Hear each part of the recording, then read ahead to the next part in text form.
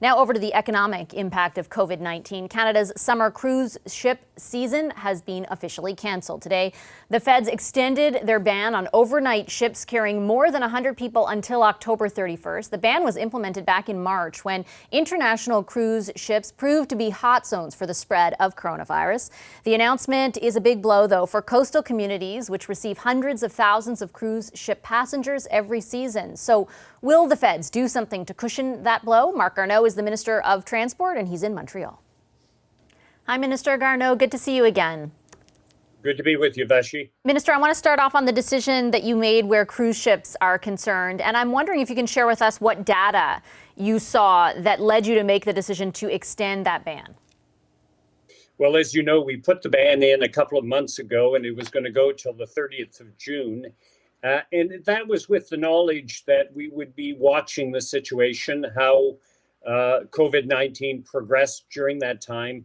And we made the decision this time, at this particular point in time, in consultation with the provinces and territories and Indigenous peoples and the industry itself, that for overnight cruise ships capable of carrying more than 100 people, it was just going to be too risky, so that we would extend that ban until the 31st of October. However, for smaller cruise ships with less than 100 people capability for overnight and for day cruises as well, it is up to the provinces, the territories, and the local regional authorities to make those decisions. So we leave it with them because we know that that's lower risk, and also in that case, it may help them to stimulate the economy a little bit. I was going to say that might help mitigate some of the economic pressure or the economic cost of this decision, but there is still a rather large economic cost to it. I just want to lay out for our viewers some of what we've heard so far. For example,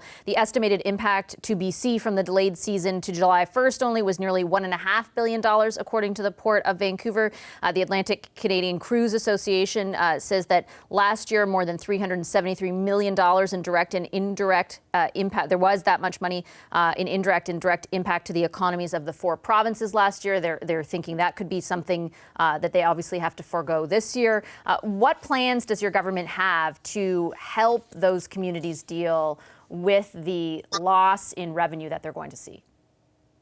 Well, at this point in time, it is the series of programs that we have been putting in place all the way back to the CERB, which was, of course, the emergency response benefit, and various other benefits, the wage subsidy, the measures for small and medium-sized businesses, because we do realize the tourism industry is profoundly affected by this ban on the cruise ship season. So those are the measures that have been put in place, and we know that in the cases of some of the organizations that have been affected, some of the communities that have been affected, this will help. Is there anything beyond what's already in place that your government is considering, or will that be it? At this point, those are the programs that are in place. We don't rule out anything. In fact, the minister responsible for tourism, Mélanie Joly, is obviously working on the tourism file, because it is one of the ones that has been the most profoundly affected, as is the case, for example, with the airline industry. I'm glad you brought that up, because that leads me exactly to what I wanted to ask you next, and that is whether beyond the current suite of programs your government has offered that airlines can tap into, are you considering something more? And is this something more? Would it be in the form of a quote-unquote bailout? So what we've done so far, as you know, is the wage subsidy program. And also recently we introduced the LEAF program, which is for large enterprises. There are a certain number of airports, and there are a certain number of airlines that would qualify for that. There are also the BCAP program is for smaller and medium-sized businesses. That's available to smaller airlines and smaller airports. And we're going to wait to see if there's a take up there. We are monitoring the situation on a daily basis, because the airline industry, as you know, has been devastated. They've lost 90% of their revenues, but we want to see whether the slow rebuilding that is happening right now, it's very, very modest, but it is beginning to happen, and whether the programs we've put in place will get pickup by the air sector, and then we'll see whether we need to do anything else. But at the moment, we're monitoring the situation. Have either of the big airlines, WestJet or Air Canada, applied for or been approved for the LEAF program? And just for our viewers, I want to explain, that's the sort of big lending program for big companies that the government is backstopping. At the moment, no, but that doesn't mean they're not considering it. Have they indicated to you that they are considering it? They have not indicated. So again, we're waiting to see. I understand. And I know that it's sort of, we don't know exactly where things are going to fall, but what they have articulated to us is that things are dire. And you communicated that earlier in your press conference as well. So I guess I wonder, at what point do you decide whether there will be a bailout? And as a follow to that, there's a lot of concern from Canadians about the possibility of taxpayer money going to these airlines when they are refusing to issue refunds. And I know that you have outlined that if they did issue those refunds, they would be put in a pretty precarious financial situation. But will any government money be predicated on, if you're going to get this money from taxpayers, you have to refund them their tickets if they can't use them?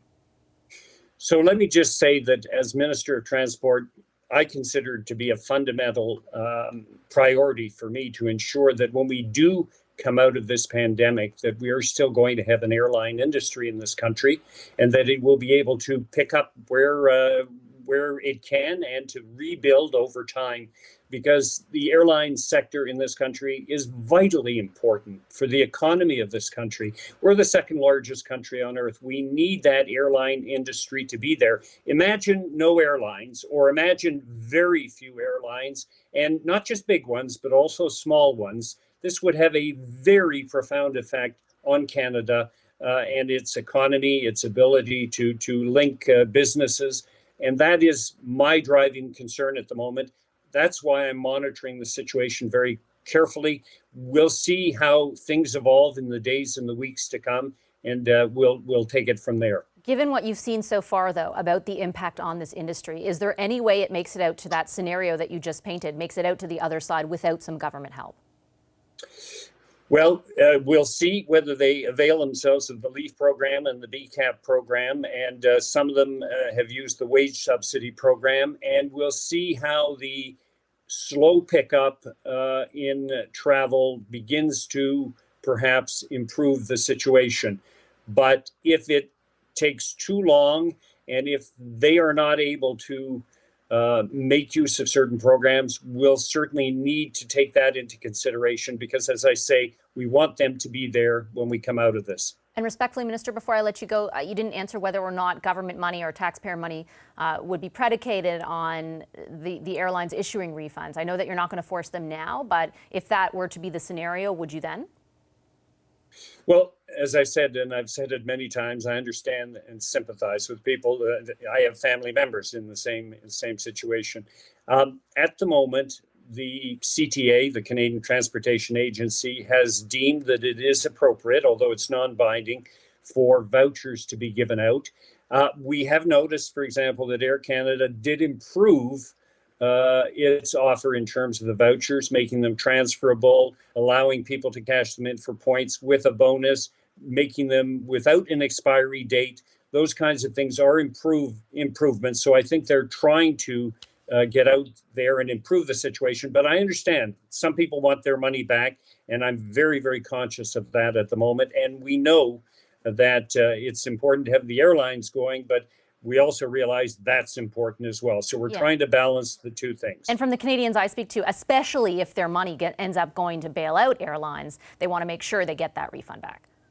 I understand that sentiment very well. I'll just say that. Okay, I'll leave it there. Thank you, Minister Garneau. Great to see you again.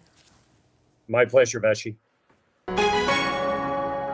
Hi, I'm Vashi Capellos, host of Power in Politics. See more of our show by subscribing to the CBC News channel or click the link for another video.